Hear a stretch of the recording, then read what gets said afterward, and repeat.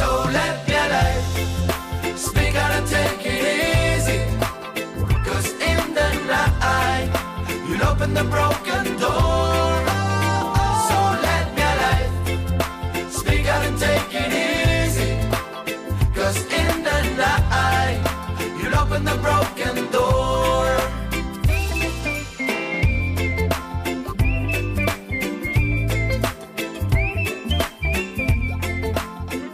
És dijous, aixequem la persiana d'un nou termòmetre, al magazín d'actualitat de la casa.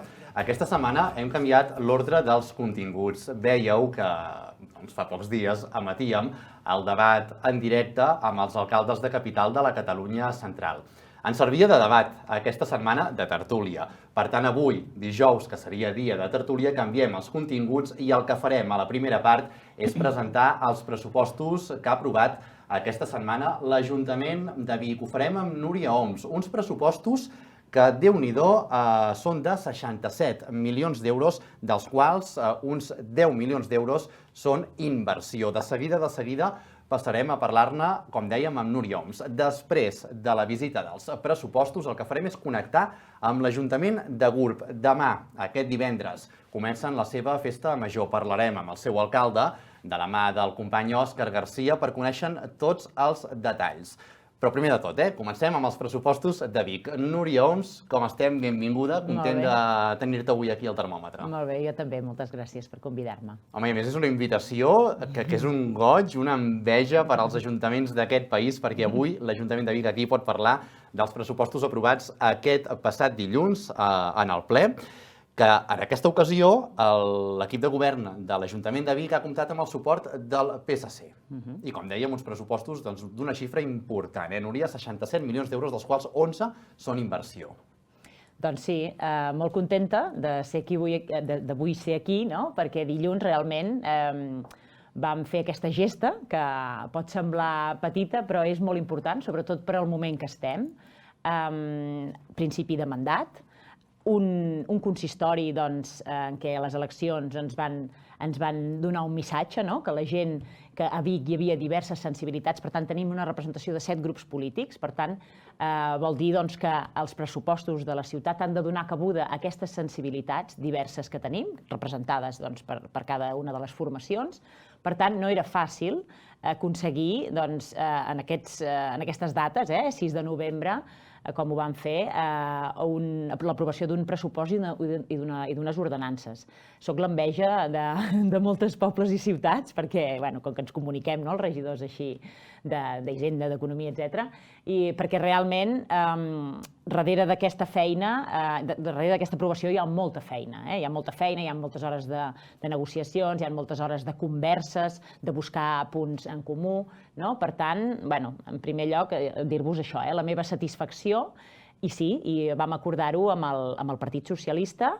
També hem tingut 2 abstencions més, per tant, és a dir, és un pressupost bastant consensuat dintre de tot. Evidentment tenim 2 grups que han dit que no, per diferents motius, però aquest acord amb el PSC per nosaltres també ha estat molt important.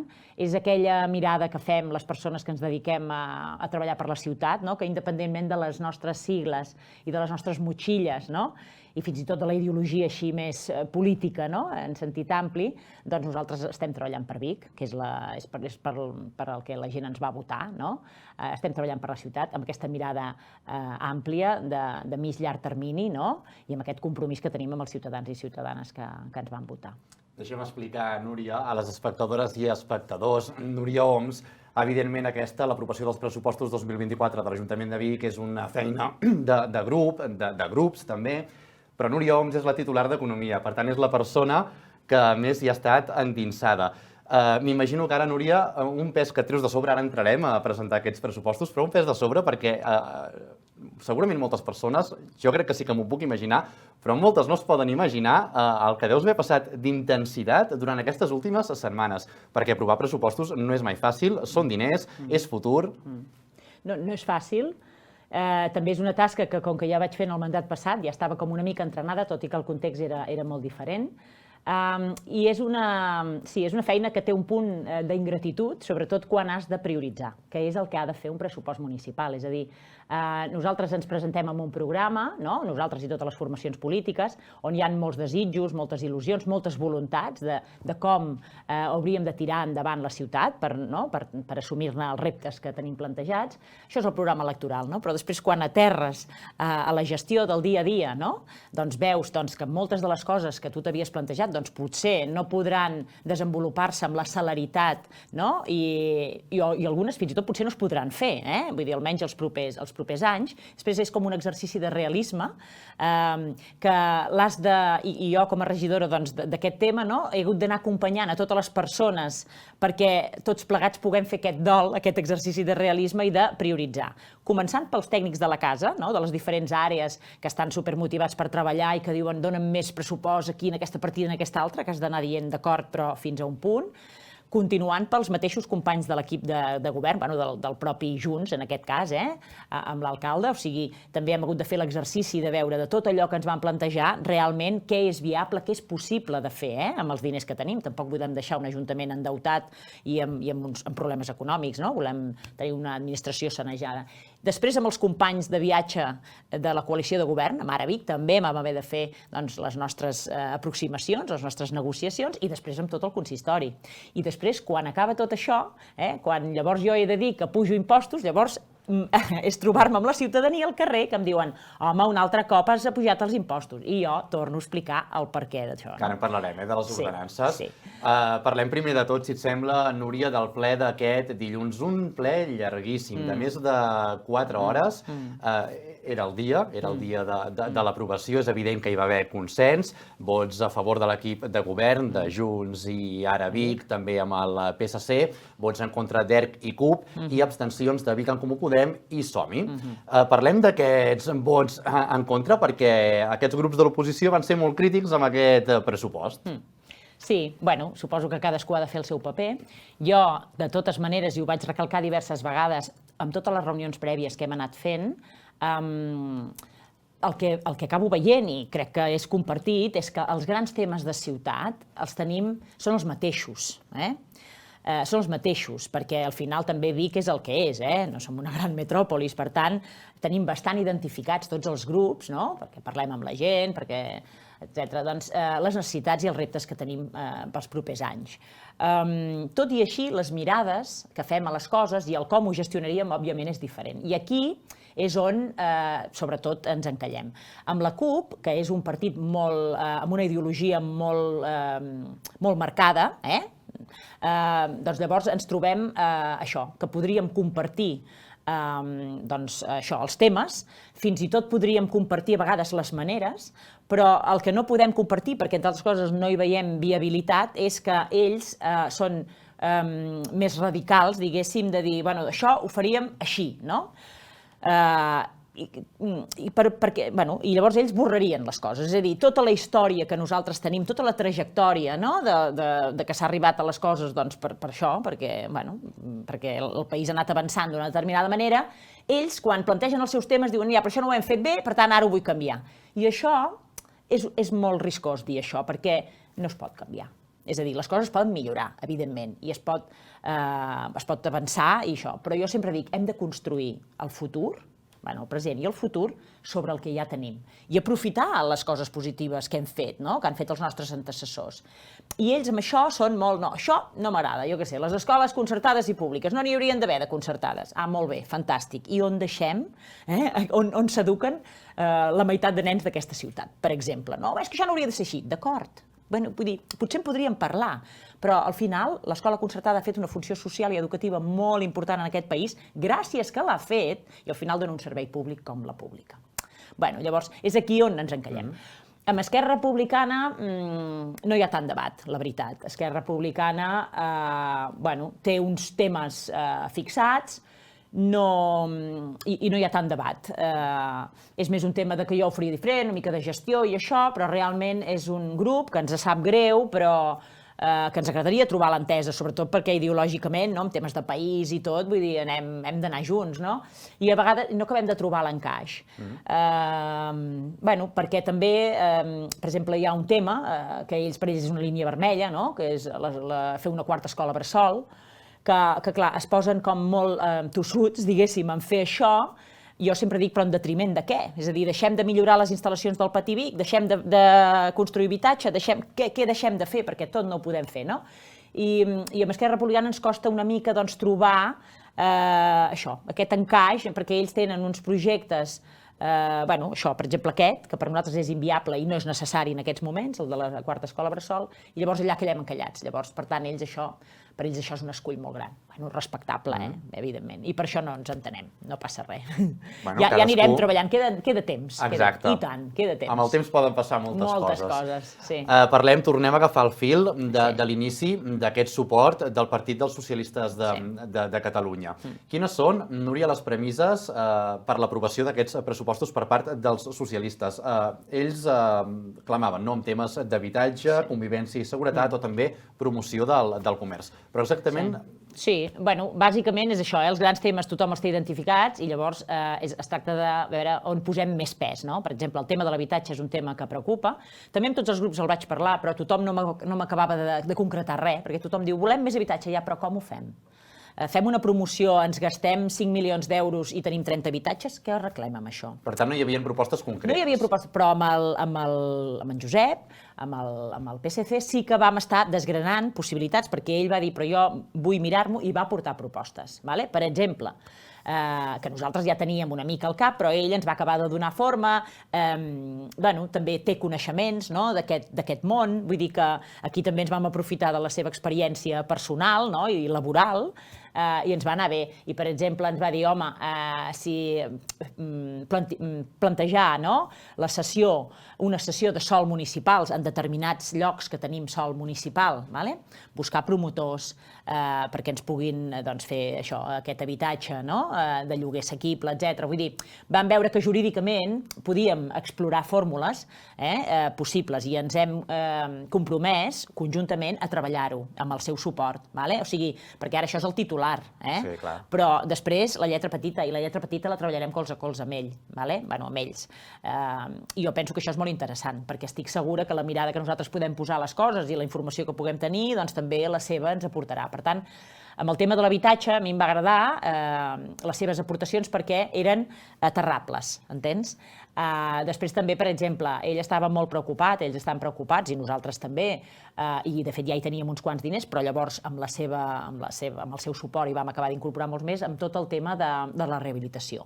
És a dir, nosaltres si volem més lloguer assequible, més habitatge assequible, diguem-ho així, doncs els pisos buits, tot aquest habitatge que està més degradat, que està com mort, que la gent a vegades té pisos tancats perquè hi ha de fer obres, etc., o edificis amb façanes molt velles, amb instal·lacions poc modernes i no actualitzades, sense ascensors.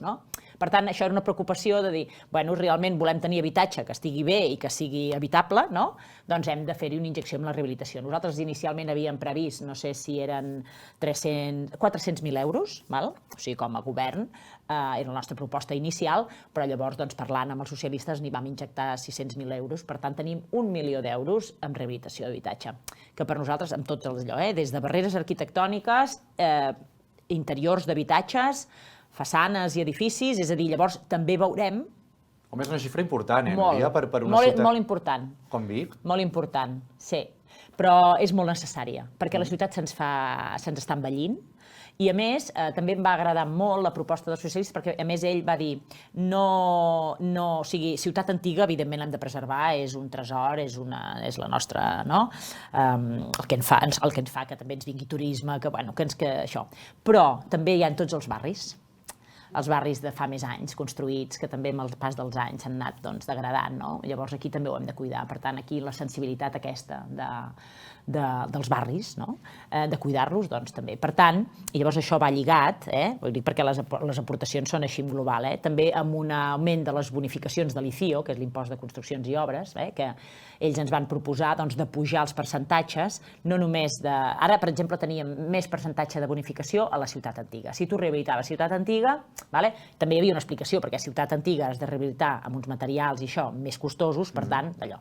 Aquesta era una explicació. Però quedava com menys bonificat tot el que era fora de la ciutat antiga, conques visuals, i els barris quedaven com, no sé si era un 40%, o entre un 30 i un 40% de bonificació. Doncs ara hem apujat aquestes bonificacions. Això també va ser una proposta.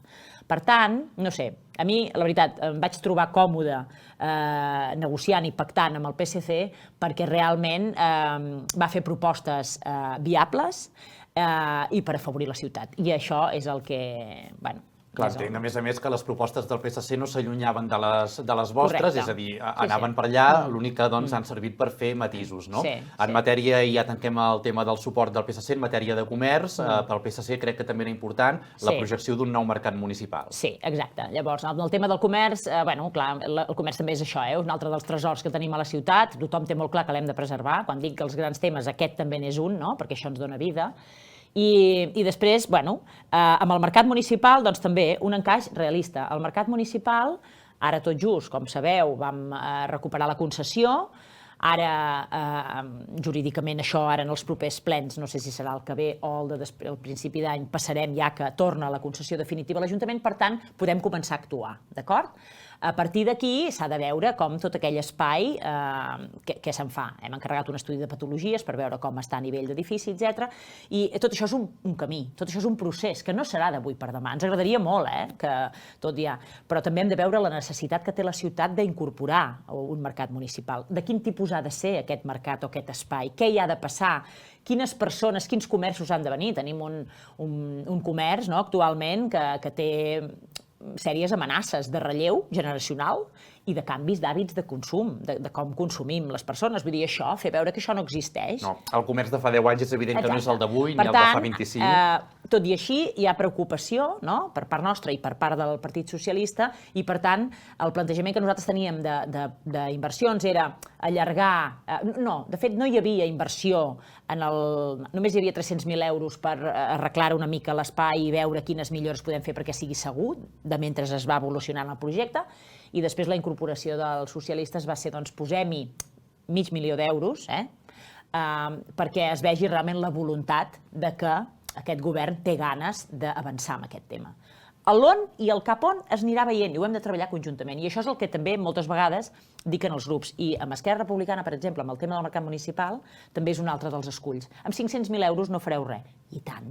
Home, 500.000 euros són molts diners, Sí, ara la gent, si d'allò deuen pensar aquesta, es pensa que d'allò. No, però per inversió, per fer coses, vull dir, de seguida se'n van, i amb tal com estan els preus, els materials... No, i el mercat municipal és un edifici que és un transatlàntic, és enorme. Però, per exemple, parlant ara, així recuperant el fil amb Esquerra, doncs ens passa, el mercat municipal, vull més diners. Bueno, o sigui, ja estem d'acord en què hem de fer alguna cosa amb aquell espai, hem de donar-hi... Però, bueno, i els 500.000 euros dels socialistes, doncs sí que això. Nosaltres ens encaixen perquè són... Bueno, és una mostra de la voluntat que hi ha de tirar endavant això, però encara hem d'anar treballant el tema. És a dir, ara aquí queden polir moltes coses, Moltes coses, però ja és això, I és això, evidentment, sí. De moment ja estan aprovats. Si no, ja demà ja deixaria de treballar. Exacte. I queda feina encara per uns quants dies, Mare meva, i tant. Parlem de les ordenances fiscals. No és un secret que han hagut d'augmentar a tot el país perquè la cosa està anant com està anant pel que fa a l'economia. Les ordenances fiscals signifiquen un 55% del pressupost de l'Ajuntament de Vic i no són una excepció. Les de l'Ajuntament de Vic també hauran d'augmentar. I això ja està aprovat, també. Sí, això també ho vam aprovar, això és la part lletja de tot plegat, però la part lletja perquè si no aprofundeixes, però al final és l'obligació que tenim tots els ciutadans, no?, de fer aportacions individuals per millorar la bossa col·lectiva, per poder fer coses, perquè al final no és perquè algú s'ho quedi, sinó és per poder fer serveis de qualitat a la ciutat. I aquest és un missatge que l'hem d'anar incorporant. Tots els polítics surten i diuen, jo no pujaré els impostos, i tothom l'aplaudeix, no? És un quin bon polític. Doncs no, jo penso que no. Jo m'he passat els 4 anys revés, em sembla que 3, menys el Covid, em sembla que vaig haver d'anar pujant, però de veritat que ho faig em dol, perquè sé que hi ha gent que ha de fer esforços, vull dir, n'hem de fer tots i les coses són cares i tot, però de veritat que és un exercici de responsabilitat, o sigui, i s'ha de ser honest també amb la ciutadania, és a dir, per tenir serveis de qualitat, que és el que tots volem, perquè quan estem tan orgullosos d'una biblioteca Pilarín Vallès, que tenim amb aquests serveis, tot aquest manteniment d'aquest espai, que s'obri cada dia la paradeta d'un equipament com aquest, a banda de la inversió que es va fer en el seu moment, que això és un altre tema, però ara, mantenir-la activa amb activitats, no sé què, val molts diners. I mantenir neta la ciutat, hi ha moltes coses, i l'enllumenat, i els residus, vull dir, tot val molts diners. Per tant, o sigui, ja ens agradaria que les coses no costessin, però costen. I llavors, els impostos, no? I per exemple, hi ha aquests impostos com l'IBI, no? Sí, però deixa'm fer un apunt. Estan mirant més o menys a nivell nacional, on hi havien ja confirmats alguns augments a nivell de Catalunya, i em dona la sensació que esteu una mica per sota amb l'augment del 3,5% de l'IBI. Sí, clar. Justament perquè hem fet bé els deures els darrers temps i l'hem apujat una miqueta, doncs ara no l'hem hagut de pujar tant. Per tant, realment sí, perquè hi ha IBIs del 15, de l'11, del 10, vull dir, hi ha hagut autèntiques revolucions a alguns ajuntaments, perquè les ordenances sí que els ajuntaments les han hagut d'aprovar ja, perquè han d'estar exposades públicament i s'havia de fer, i per tant, l'Ajuntament de Vic realment ha fet una puja molt sostinguda. I també en el ple em van dir, hi ha gent que els congela, molt bé. Sabeu per què congelen els municipis? O perquè són molt rics, tenen moltes empreses, no sé què, que municipis de la comarca aquí, veïns, en tenim alguns d'aquests, i tenen molta sort, de tenir, o per això, o perquè realment tenen d'un tipus ja molt alt i no poden, és a dir, estem parlant també de ciutats similars a la nostra que nosaltres estem al 0,7, però hi ha gent que ja està al 0,8, al 0,9, al 1. Vull dir que nosaltres igualment, tot i la puja, estem encara molt per sota. De fet, de la comarca som dels baixos, un Vic. Vic, sí. Vull dir que jo, a veure, tot i que és això, és un esforç que demanes, però és un esforç petit, que repercuteix molt. Recollim 16 milions d'euros amb l'IBI. Podem fer moltes coses amb això. I a banda, perdó, un apunt ja per acabar amb l'IBI, totes les bonificacions, les subvencions per col·lectius més vulnerables, per gent que té immobles amb un valor cadastral més baix, per tant, que tenen més precarietat. En teniu més de 50, Núria, em sembla. Sí, de bonificacions. No? Moltes, en teniu moltíssimes. Per això ho hem deixat intacte. És a dir, aquells col·lectius que els hi costa més, nosaltres els bonifiquem, els subvencionem, famílies monoparentals, nombroses, persones en situació d'atur. És a dir, tot això ho hem mantingut. Això, em sembla que deixem d'ingressar, em sembla que són 2 milions d'euros. O sigui, això són ajuts a la ciutadania.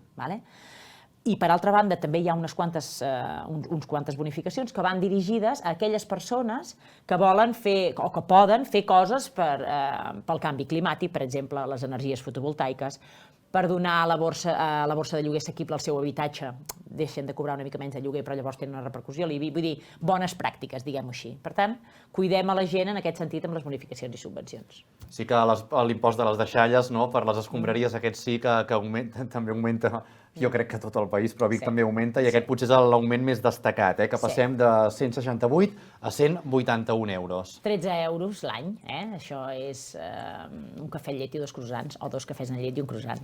Bueno, ho dic així perquè també és, al final, sí, és una puja, però clar, el tema dels residus és un tema que també ens ha de fer reflexionar moltíssim, és a dir, hem generat una societat que no parem de deixar de generar residu, tot això ens està portant al pedregar, diguéssim, i per tant, i els increments aquests, o sigui, no els marquem ni nosaltres ni els ajuntaments, ens marca la Unió Europea, ens marca els abocadors, quan anem a abocar residu, cada vegada per cada tona paguem més, no?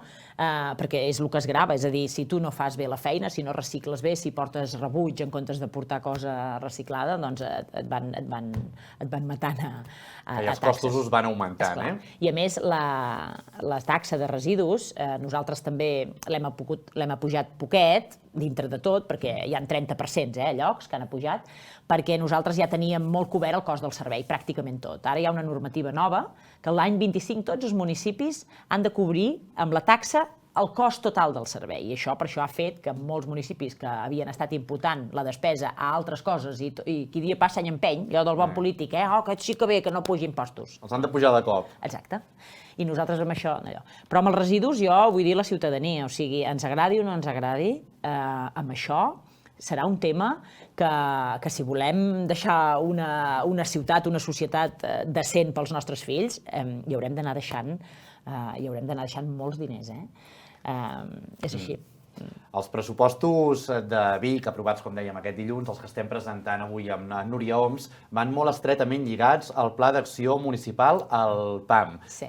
Deies a l'inici de l'entrevista que augmenta el pressupost a més d'un 12% en comparació a l'any passat. Desglossem el pressupost de forma potser més clara per les persones que ens estan seguint, Núria, a banda de la inversió que ja hem comentat. Quins són els principals focus d'atenció d'aquests pressupostos, a banda del que ja hem comentat? Bueno, els pressupostos de l'Ajuntament, el que és la despesa corrent, aquí hi ha tot el tema de les persones que treballen a l'Ajuntament i que fan funcionar la maquinària, que això és així i són molts diners, però vull dir que si no hi fossin doncs els trobaríem a faltar perquè les coses no es podrien fer. Aquest és un primer bloc que tots els ajuntaments tenen, tot i que l'Ajuntament de Vic sempre ha tingut a nivell de personal doncs, una certa contenció, però bueno, evidentment seria el capítol 1. Després hi ha les despeses corrents, que hi ha grans contractes, com per exemple tot el tema de la neteja viària. La neteja viària de la ciutat s'ha d'intensificar, per tant s'ha de fer una previsió de que en els propers mesos s'ha de generar un contracte nou de residus, de neteja, perquè la ciutat se'ns ha fet molt gran. Ara estem ja a punt d'arribar als 50 i evidentment la ciutat és això, necessita més dosis d'això. Després hi ha tota la renovació també de l'enllumenat, però això seria més inversió. Després hi ha una aposta molt grossa també amb tot el tema de les polítiques socials, però això ja ho portem a l'ADN, vull dir, ja és una inversió que jo, que també soc regidora de Benestar i Família, vull dir, la veritat, no podem estar molt satisfets, diguéssim, de l'aportació que fa la ciutat sempre, això, pels ajuts a les famílies, per al centre de dia, pel servei d'atenció domiciliària, per tota l'atenció a les persones grans, als joves, tot l'equip de professionals que tenim dedicat a això. Després també un paquet important és tots els projectes relacionats amb la mediació ciutadana, amb els agents cívics, amb com fan tota aquesta feina tan invisible però tan necessària per continuar tenint una ciutat amb una bona convivència i amb una bona cohesió social. Vull dir, el pressupost de despesa corrent és el dia a dia. Després tenim tots els projectes de cultura, o sigui, tenim una ciutat superviva, o sigui, culturalment, si agafes l'agenda és que no pararíem. Aquest cap de setmana passat vaig anar a 2 inauguracions d'exposicions, una allà a la Tintoreria, allà al carrer Sant Pere, que fan coses en petit format, l'altra a l'Ac Vic, que no paren també, que parlava sobre la mort. Vull dir, realment, després hi va haver la primera nit de la fotografia. O sigui, és cada cap de setmana, allò que abans s'havia d'anar a Barcelona i totes aquestes, que ara, la veritat, o sigui, a veure, està molt bé anar a Barcelona i a altres llocs, però Vic realment, tota l'aposta cultural, hi ha molta inversió a nivell de cultura. Tenim un complex de l'Atlàntida que és dels primers equipaments del país, a nivell d'ocupació i de propostes. Fem propostes des de les més comercials, diguéssim, les que d'allò, però també coses molt singulars, coses molt d'experimentació a tots nivells. Vull dir que, per tant, el pressupost de despesa corrent és mantenir aquesta activitat en aquesta ciutat tan viva, en què hi ha tantes propostes que per alguna cosa o altra sempre ens encaixen.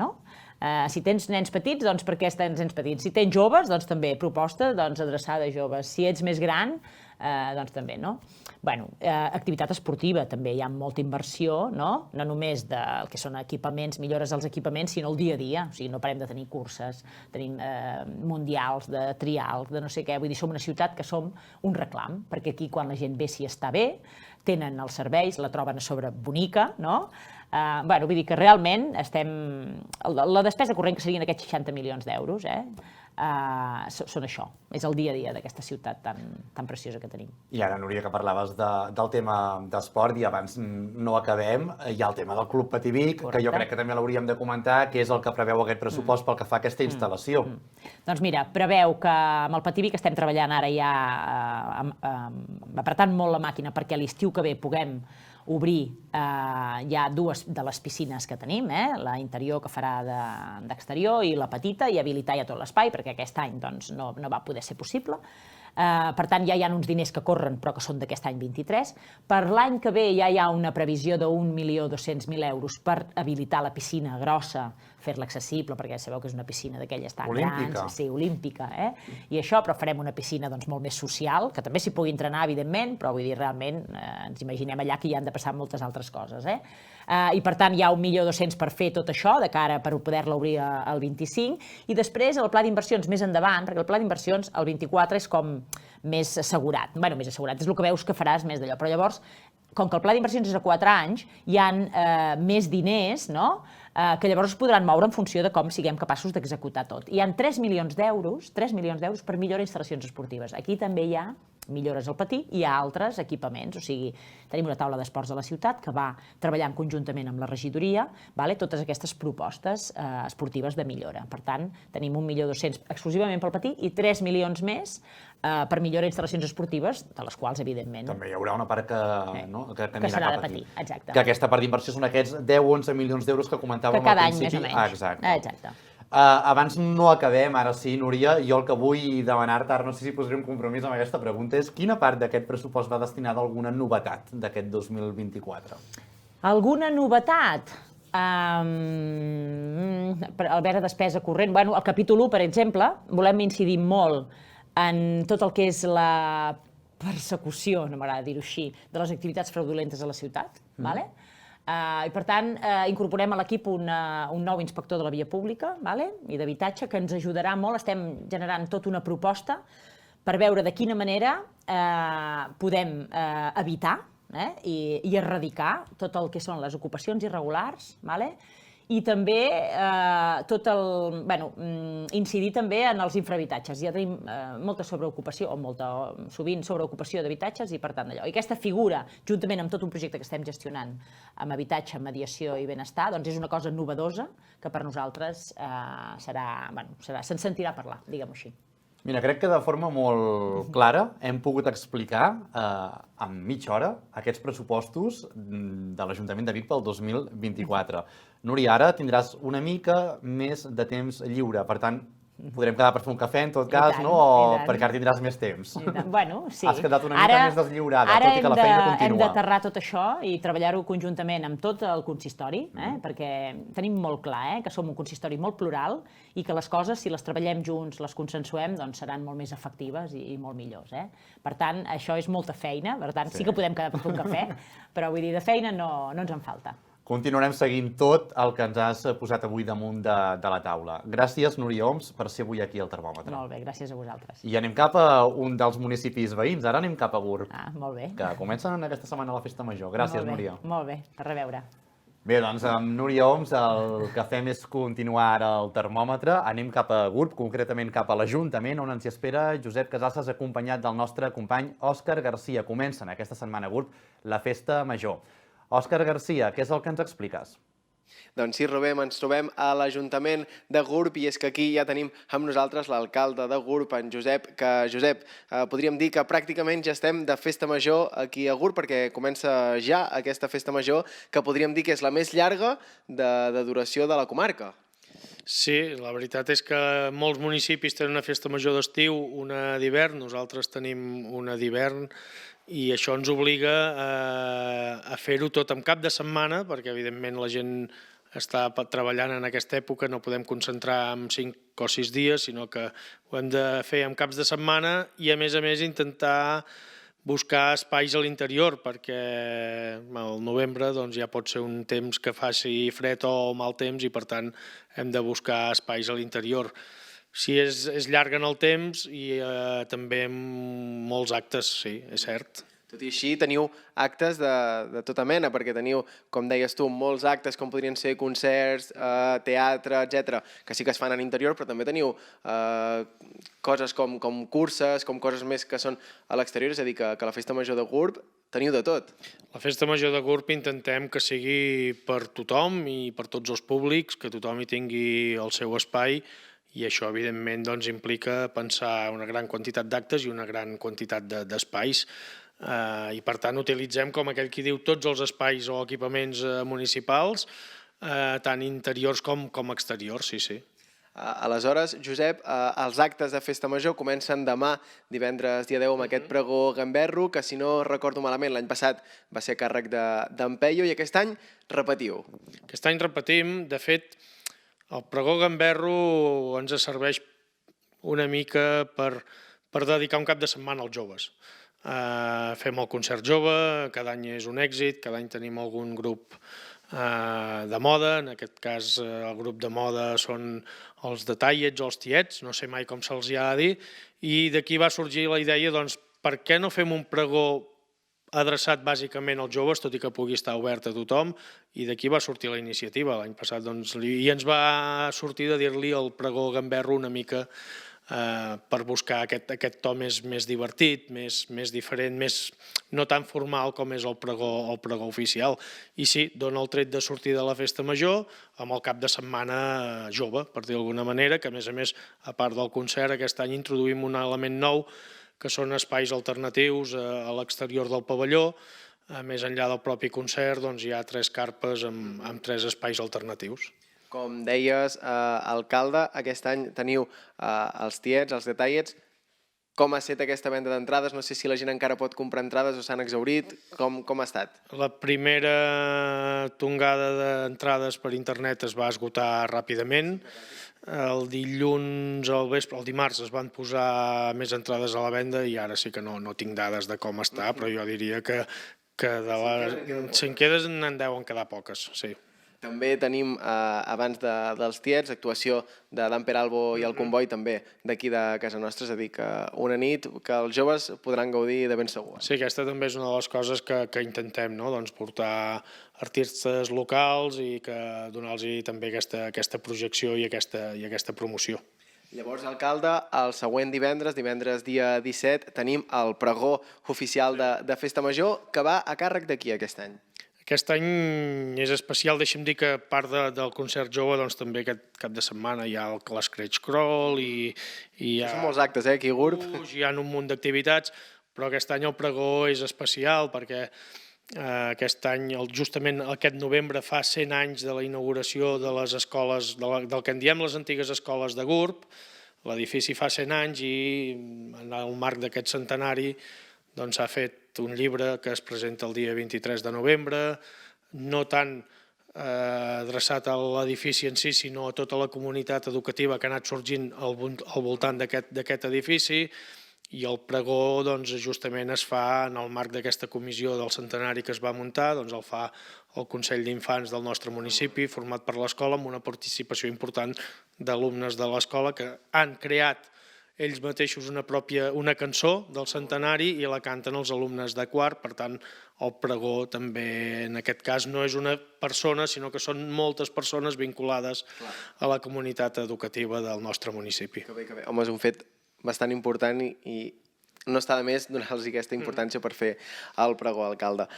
Passem després al dissabte 18 de novembre, que tenim el partit de futbol que es fa cada any contra el Folgueroles, i després tenim la baixada de carretons. Com ho ha de fer la gent, alcalde, perquè la gent que vulgui participar en aquesta baixada de carretons, com ho ha de fer? Aquesta és una novetat d'aquest any. Els joves ens ho demanaven, s'han autoorganitzat, nosaltres simplement els hem acompanyat. Adreçar-se al Punt Jove, allà hi ha les bases, els hi facilitaran la inscripció i bàsicament quines són les normatives de seguretat a complir, que el que volem és que sigui divertit per tothom i que sobretot ningú prengui mal. Es farà a l'entorn de la parròquia de Sant Andreu, aprofitant que allà hi ha algun desnivell important i el paratge també és maco i interessant. Llavors, aquell mateix dia, concert amb l'orquestra salvatana. S'espera, sempre que ve una orquestra GURB o qualsevol població almenys d'aquí de la comarca, ve moltíssima gent, s'espera que el públic respongui. Sí, aquí fem com cada any el concert de tarda, que acostuma a ser un èxit d'afluència de públic, esperem que aquest any també ho sigui, i després al vespre el ball de Festa Major, que també el fa la mateixa orquestra salvatana. Llavors passem al diumenge, dia 19, que teniu un matinal ben complet aquí a GURB, perquè tenim xocolatada, tenim campionat de petanca, és a dir, que la gent de GURB i dels voltants podrà gaudir d'un matí ple d'activitats aquí a GURB, Diguem que és una matinal plena d'activitats, però focalitzades o enfocades molt a l'oci i a la salut i a l'esport, no? Perquè hi ha un campionat de petanca, hi ha una cursa caminada benèfica per recaptar fons per la lluita contra el càncer, que ja s'ha consolidat, ja fa uns quants anys que s'està fent, la xocolatada i llavors també una festa infantil adreçada als més menuts de casa. I tant. També tenim el divendres 24 de novembre aquest correfoc, que és un tradicional de les festes majors, alcalde, i després veiem que el dissabte, parlàvem abans de les escoles, doncs es fa una festa del centenari de les escoles, que la gent que vingui, Josep, què hi podrà trobar en aquesta festa? Bàsicament entreteniment, i això vindrà precedit, i ho he dit abans, del dia 23, la presentació del llibre del centenari, però bàsicament serà el dissabte una festa d'entreteniment, de conèixer la història de les escoles, però bàsicament un matí de diversió i de trobar-nos, de retrobar-nos, explicar-nos anècdotes, de conèixer històries, però bàsicament entreteniment. I al vespre tenim aquest sopar de festa major que, si no vaig mal encaminat, posa sopar de festa major tradicions catalanes. També tenim quina, també tenim concert, és a dir, que un sopar per la gent de GURB, amb un munt d'activitats també. Sí, aquest sopar també és històric o típic o tradicional. Cada any es fa una temàtica diferent i aquest any va semblar que havien de ser les tradicions catalanes. A part del que tu has dit, s'acostuma a fer també un concurs de la millor disfressa, concurs de la taula millor guarnida, per tant, buscant sempre que podem la màxima participació de tothom, que no només sigui una participació passiva, sinó activa, i això és el que més ens complau de la Festa Major, que la Festa Major de GURB potencia aquesta participació activa i la gent sembla que li agrada perquè respon. Després passem al diumenge 26 de novembre, ja a punt d'arribar al final d'aquesta Festa Major, que tenim a la Festa de la Gent Gran, que aquest és un acte que feu any rere any aquí a GURB, que jo trobo que és molt maco perquè es dona, no visibilitat, però se'ls dona una festa, un acte a la gent gran del poble, que crec que això és bastant important. Sí, i a més aquest any incorporem, sempre se'ls fa un espectacle, aquest any és un espectacle de danses tradicionals catalanes, el mateix diumenge hi ha la caminada del Pelegrí, que també s'ha consolidat, i aquest any per primer cop la cursa de font en font que organitza l'Institut de GURB se solia fer maig-juny, s'ha incorporat també en el programa de Festa Major i es fa aquest mateix diumenge, 25. I llavors, per acabar amb els últims dies de Festa Major, tenim el dijous 20 de novembre al Castell de Focs d'aquí de GURB, que veiem a la portada de la Festa Major d'enguany, que veiem el Castell de Focs, entenc que de l'any passat o d'alguna edició anterior, i després dues sessions del teatre. No sé què podem explicar de l'obra de teatre de la Festa Major d'enguany, Josep. Doncs poca cosa o res, perquè convido a la gent que la vingui a veure, per tant seria fer un spoiler i no seria poder aconsellable, perquè si ja sabem de què va, doncs no. No, però el Teatre GURB estem contents perquè hi ha un grup de teatre local que s'ha recuperat i era tradició fer l'obra o estrenar l'obra el 30 de novembre i això continuem fent-ho així. Aquest any, com a novetat, hi ha 3 sessions. L'any passat se'n van fer 2, vam fer curs hi va haver molta gent i per tant aquest any es fa 3 sessions i estem contents amb que hi hagi el grup i que es pugui fer 3 dies de teatre. I ens hem descuidat també, perquè al final tenim tants actes i no tenim temps, que solem fer sempre una xerrada del Turó del Castell de GURB, i en aquest cas és el divendres 24, bàsicament enfocat a com està afectant el canvi climàtic en el nostre paisatge, aprofitant el marc d'aquesta xerrada, doncs potser no tan focalitzat al Turó del Castell, però sí que aprofitem per fer aquesta xerrada també. És que, Josep, teniu actes per tothom, per totes les edats, És increïble, la festa major de Gurb. No sé, alcalde, si vols fer un crit a la gent doncs, que vingui cap a la festa major de Gurb, perquè jo crec que hi ha actes per tothom. Sí, no, hi ha actes per tothom, ho he dit al principi, ens agrada que la gent la gaudeixi i participi activament. Si algú no té tantes ganes de fer exercici, doncs que participi d'una forma més passiva, però que vinguin, disfruteu, i al final és el que ens fa sentir orgullosos de ser de Gurb, que la gent participi de les activitats del poble, ens fa créixer com a societat, i convido a tothom que vingui i que gaudeixi i que sobretot comparteixi aquests bons moments amb la gent que li és més propera. I tant. Però també, alcalde, dius gent de Gurb, però jo moltes vegades que he vingut a algun acte de festa major, teatre, concerts, m'he trobat molta gent fora de Gurb, és a dir, que la gent de fora ve cap aquí a la festa major perquè de ben segur que hi haurà algun acte que és per ella. Els de Gurb també anem a festes majors d'altres municipis i, per tant, tothom que vingui serà benvingut i ben rebut. I tant, doncs, alcalde, moltes gràcies. Molta sort en aquesta festa major que comença demà divendres amb aquest pregó gamberro, que em sembla que no hem dit qui fa el pregó gamberro. L'Ernest Codina, del Matí de Codina. Sí. Busquem un perfil així que pugui encaixar amb els joves, i l'Ernest s'hi va prestar i estem contents que pugui venir a fer aquest pregó. Molt bé. Doncs, Josep, moltes gràcies. Doncs bé, Rubén, ja has vist que la festa major de Gurb és intensa, és llarga, però que té actes per totes les edats. Podríem venir a algun acte de festa major? Què et sembla, Rubén? Quin et fa el pes, a tu? Doncs, Òscar, si em fas escollir algunes de les múltiples propostes que ens heu presentat de la programació d'enguany de la Festa Major de Gurb, potser em quedo amb el concert dels Tallets o els Tiets. M'imagino que aquesta segurament és la imprescindible per mi de la programació d'enguany. Gràcies per haver-nos presentat amb l'alcalde Josep Casasses la programació de la Festa Major d'enguany a Gurb. I el que fem en aquest punt és tancar el programa. Veieu que avui us hem portat un programa diferent. Hem començat amb la visita de Núria Oms per parlar dels pressupostos de Vic per al 2024 i hem acabat amb l'Òscar Garcia, que ha visitat en Josep Casasses, alcalde de Gurb, per presentar la Festa Major d'enguany. El que fem, ara sí, en aquest punt, és tancar el programa d'avui. Aquí tornem demà divendres, amb l'últim termòmetre de la setmana. Moltíssimes gràcies per haver-nos fet confiança un dia més i ens veiem demà. Que vagi molt bé. Lost my way.